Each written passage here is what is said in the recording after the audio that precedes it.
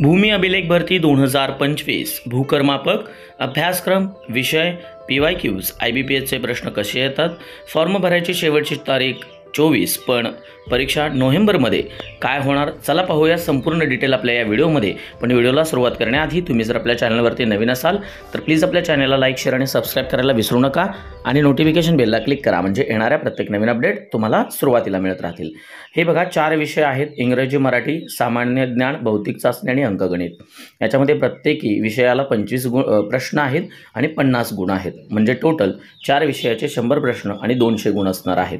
परीक्षेचं माध्यम इंग्रजीसाठी इंग्रजी असेल मराठीसाठी मराठी असेल आणि सामान्य ज्ञानासाठी मराठी व इंग्रजी बौद्धिक चाचणी व अंकगणितसाठी सुद्धा मराठी व इंग्रजी असेल। 120 मिनिटं कालावधी असणार आहे। प्रत्येक विषयानुरूप 30 मिनिटं वेळ आपल्याला मिळालेला आहे। हे एक परीक्षेचं स्वरूप आहे की ज्याच्यामध्ये प्रत्येक विषयाला 25 प्रश्न 50 गुण आणि 30 मिनिटं असा कालावधी राहणार आहे। आता या स्वरूपामध्ये म्हणजे परीक्षेच्या स्वरूपानुसार तुम्हाला 200 गुणांपैकी किंवा 100 प्रश्न आहेत त्यांच्यापैकी तुम्हाला मिनिमम किती मार्क्स पाडावे लागणार आहेत। परीक्षा IBPS घेणार आहे मित्रांनो, त्यामुळं या परीक्षेच्या संदर्भामध्ये तुम्हाला किमान 45% गुण प्राप्त करणं अनिवार्य राहणार आहे। कॉम्प्युटर बेस्ड टेस्ट होणार आहे, ऑनलाईन परीक्षा होणार आहे। पाठीमागही 2021ची जाहिरात होती, 2022ला परीक्षा झालेली आहे, त्याच्यामध्ये सुद्धा ऑनलाईन झालेली होती आणि किमान तुम्हाला 45% गुण प्राप्त करणं हे या ठिकाणी राहणार आहे। त्याच्यामध्ये एकाच पदासाठी 2 किंवा अधिक जर उमेदवार क्वालिफाय करायचे असतील किंवा होत असतील तर ते त्याच्यामध्ये पहिल्यांदा जे आत्महत्याग्रस्त आहेत शेतकरी त्यांच्या पाल्यास प्राधान्य देण्यात येईल। ठीक आहे, आपण आता बघूया विषयानुरूप। मराठीसाठी समानार्थी शब्द विरोधार्थी शब्द क्रियापद पूर्ण करा, वाक्यरचना म्हणी अलंकार तत्सम किंवा पारिभाषिक शब्द त्याचसोबतच इतर शब्द जे असतील ते सुद्धा तुम्हाला करायचे आहेत, सांस्कृतिक शब्द वगैरे। साहित्यिकांची टोपण नावे विचारतात, सामान्य नाम विचारतात, चिन्ह विचारतात, चिन्हांचा योग्य वापर करून वाक्य शुद्ध करा वगैरे। ठीक आहे, किंवा विरामचिन्हे स्वल्प विराम किंवा कुठलं चिन्ह वापरावं या ठिकाणी अशा पद्धतीचे प्रश्न मराठी विषयानुरूप IBPS भूकरमापकला विचारतं।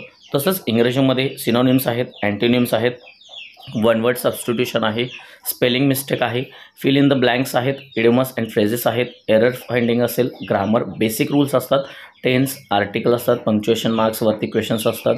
बऱ्यापैकी आर्टिकलवरती 2-3 प्रश्न राहतात, बेसिक रूल्सवरती 2-3 प्रश्न राहतात, वन वर्ड सबस्टिट्यूशनवरती एखादा प्रश्न असतो, स्पेलिंग मिस्टेकचे फाइंड एररचे 2-3 प्रश्न असतात। त्यामुळे इंग्रजीवरती बऱ्यापैकी चांगले आणि सोपे पद्धतीचे प्रश्न या ठिकाणी देतात। फक्त सिनोनिम्स आणि अँटोनिम्स थोडंसं अवघड विचारतात। गणित बुद्धिमत्तामध्ये बघा मेन डिव्हिजन असते, नंबर सिरीज आहे, संख्यामाला आहे, कोडिंग डिकोडिंग आहे, टाइम अँड वर्क काम वेग काळावरती प्रश्न असतात, गुणोत्तर रेशो आणि प्रोपोर्शनवरती असतात, गुणोत्तर प्रमाणावरती क्रम ऑर्डर लावा सिक्वेन्सचे प्रश्न असतात, सरासरीचे प्रश्न असतात, तर्क अनुमान सरळीकरण नळ टाकी कॅलेंडर अल्फाबेटिकल सिरीज लावा, आकृत्या असतात, आरशातील प्रतिमा पाण्यातील प्रतिमा वगैरे। ठीक आहे, अशा पद्धतीचे प्रश्न गणित बुद्धिमत्तेमध्ये येतात आणि बेसिकली तुम्हाला प्रिव्हियस इयर क्वेश्चन पेपर IBPSमध्ये याच प्रकारचे प्रश्न पाहायला मिळतील।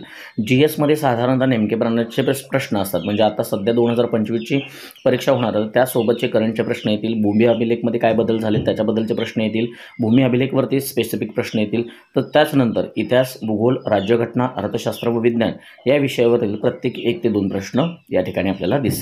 अशा पद्धतीचं स्वरूप हे या परीक्षेचं राहील। व्हिडिओ आवडला असेल तर चॅनलला लाईक शेअर आणि सबस्क्राइब करा आणि प्लेलिस्टमध्ये जाऊन उर्वरित व्हिडिओ पाहायला विसरू नका।